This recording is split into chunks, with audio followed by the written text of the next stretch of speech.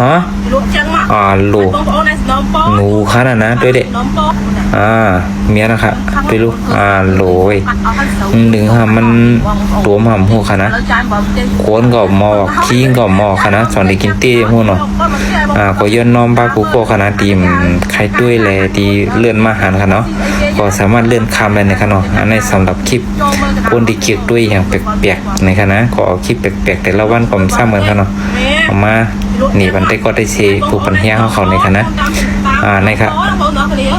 มาด้วยจะมันได้กินตีนี่ค่ะนะกำน้ำในมันได้กินตีค่ะนะมันหันได้คลิปเนี่ยค่ะนะน้ำจิ้มมาค่ะนะหน้าตาได้เล่าทนไล่กินเด่มไข่เมียนไร่เนาะ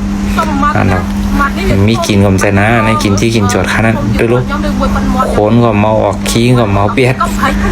ลูกจะมันได้กินตีมาด้วยจังหวัดค่ะนะ